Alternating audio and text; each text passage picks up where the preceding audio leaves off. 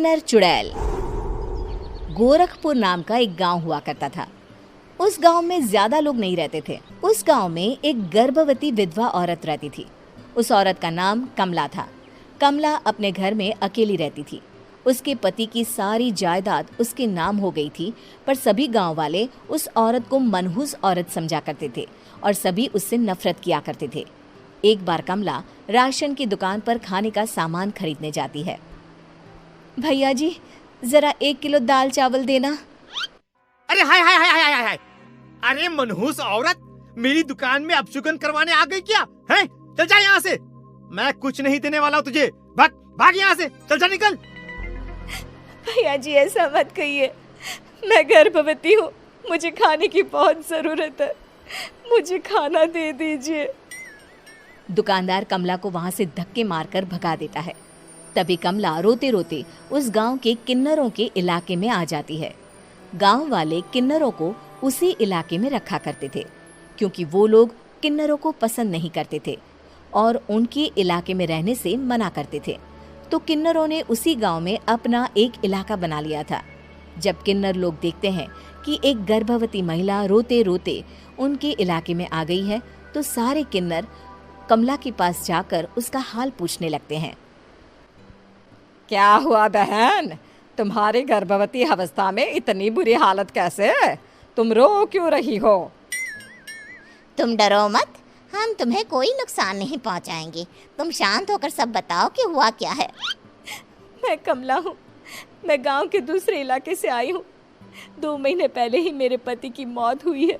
मुझे गांव के लोग मनहूस मानते हैं, क्योंकि मैं विधवा हूँ और गर्भवती भी।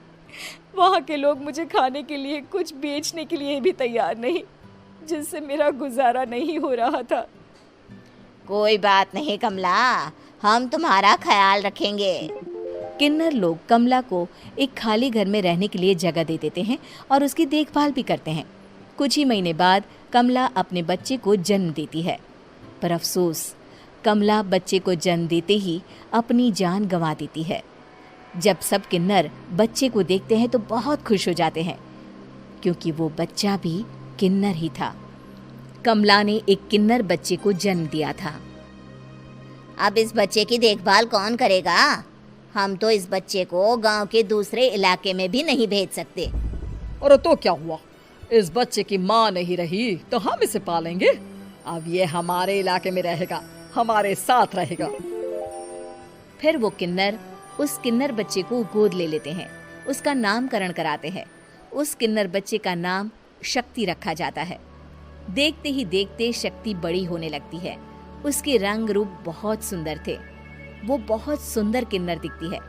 एक दिन शक्ति एक किन्नर से पूछती है, माँ जी सुनिए ना, ये गांव के दूसरे इलाके में भी तो लोग रहते हैं, तो हम वहाँ क्यों नहीं जाते? हम उनसे अलग क्यों रहते हैं? शक्ति, क्योंकि वो लोग हमारे जैसे नहीं, वो लोग हमें पसंद नहीं करते, इसीलिए हम उनसे अलग रहते हैं। क्यों? वो हमें क्यों पसंद नहीं करते? मुझे एक बार उस इलाके में जाना है। मैं एक बार वहाँ जाकर घूम कर आऊँ। शक्ति, खबरदार, जो तू उस इलाके में कभी भी गई तो अपनी जान नहीं गंवाना चाहती तो उस इलाके में कभी कदम भी नहीं रखेगी, समझी? इतना कहकर वो किन्नर वहाँ से चली जाती है। शक्ति उस किन्नर की बात सुनकर बहुत रोती है। माँ जी, ऐसा कैसे कह सकती हैं? उन्होंने इतनी सी बात के लिए मुझे इतना डांटा। अब तो मैं उस इलाके में ज़रूर जाऊंगी। फिर एक दिन शक्ति गांव के दूसरे इलाके में चुपके से जाती है। ये लोग तो हमारे जैसे ही इंसान हैं, तो ये हमसे नफरत क्यों करते हैं? जब शक्ति उस इलाके में पहुंचती है तो गांव के सारे आदमी उसके रूप से मोहित हो जाते हैं। वो लोग ये अंदाज़ा नहीं लगा पाते कि वो किन्नर है। शक्ति की सुंदरता देखकर सारे गांव वाले उसकी तारीफ करने लगते हैं। तभी गांव का चक्कर लगाने गांव के जमींदार का बेटा हर्ष वहां पहुंचता है। हर्ष भी दिखने में बहुत सुंदर होता है। जब हर्ष ने शक्ति को देखा तो वो भी उससे मोहित हो गया, और जब शक्ति की नज़र हर्ष पर पड़ी तो वो हर्ष को देखकर मोहित हो गई। आपको पहले कभी इस गांव में देखा नहीं। इस गांव में आप नए हैं क्या? जी नहीं, वो मैं बस। तभी शक्ति बोलते बोलते रुक जाती है और मन में सोचने लगती है, अगर मैंने इनको बता दिया कि मैं दूसरे इलाके से आई हूँ तो वो समझ जाएंगे कि मैं किन्नर हूँ, इसलिए मुझे इनसे झूठ ही बोलना पड़ेगा। शक्ति हर्ष को कहती है, जी हाँ, मैं इस गांव में नई आई हूँ, यहाँ अकेली रहती हूँ। वैसे आप कौन है? आप भी इसी गांव में रहते हैं? जी हाँ, मैं इस गांव के जमींदार का बेटा हूँ। आपको किसी भी चीज की जरूरत पड़े तो आप मुझे बता देना, मुझे अच्छा लगेगा। ऐसे ही शक्ति और हर्ष एक दूसरे से रोज मिलने लगते। वो दोनों अपने प्यार का इजहार करने एक दूसरे से मिलने जाते हैं। तभी शक्ति का पीछा करते करते एक किन्नर वहां आ जाती है। शक्ति, मैं तुमसे बहुत प्यार करता हूँ। मैं तुमसे शादी करना चाहता हूँ। क्या तुम मुझसे शादी करोगी? हाँ हर्ष, मैं तुमसे शादी करूँगी, पर मैं तुमको अपने बारे में एक सच्चाई बताना चाहती हूँ जो मैंने तुमसे छुपा कर रखी है। तभी उनके बीच में ही वो किन्नर आ जाती है। शक्ति, तेरी हिम्मत कैसे हुई ऐसा करने की? वो किन्नर शक्ति को खींचकर गांव के जमींदार के पास ले जाती है। हर्ष भी वहां शक्ति को बचाने के लिए पहुंच जाता है। जमींदार शक्ति और हर्ष के प्यार के बारे में सुनकर गुस्से में आ जाता है और शक्ति को गांव के बाहर निकालने की सजा देता है। शक्ति ये बात सहन नहीं कर पाती और कुएं में कूदकर अपनी जान दे देती है। जमींदार हर्ष की शादी गांव की एक लड़की से करवा देता है, पर हर्ष इस शादी से खुश नहीं होता। शक्ति अपना बदला लेने के लिए मरने के बाद किन्नर चुड़ैल बन जाती है। अब मैं इन गाँव वालों को नहीं छोड़ूंगी, अब इनसे मैं अपने प्यार का बदला लूंगी। किन्नर चुड़ैल गांव वालों को परेशान करना शुरू कर देती है। एक बार वो रात को गांव के खेतों में पहुंच जाती है और वहां आग लगा देती है। सारी फसल जल के राख हो जाती है। जब एक आदमी रात को उठकर देखता है कि खेत में आग लग गई है तो वो वहां पहुंच जाता है। वो देखता है कि खेतों के बीचों बीच एक किन्नर चुड़ैल खड़ी है और वहां खड़े होकर ताली बजा रही है। गांव वाला किन्नर चुड़ैल को देखकर बेहोश हो जाता है। जब सुबह उस आदमी को होश आता है तो वो सीधा जमींदार के पास जाता है। अरे जमींदार साहब, अरे वो किन्नर चुड़ैल ने मेरी सारी फसल जला दी। अब मैं क्या करूंगा? क्या होगा मेरा? जमींदार चुड़ैल किन्नर का नाम सुनते ही सब कुछ समझ जाता है। अब वो बहुत डर जाता है।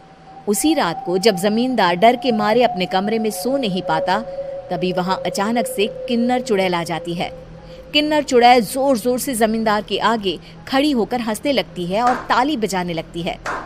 जमींदार उस डरावनी किन्नर चुड़ैल को देखकर बहुत डर जाता है। तूने मेरे साथ बहुत बुरा किया, अब मैं तुझे जान से मार दूंगी। नहीं नहीं नहीं नहीं नहीं, मुझे माफ कर दो, मुझे मत मारो। मैं कभी ऐसा दोबारा नहीं करूंगा। अब तुम जो बोलोगी वही मैं करूंगा।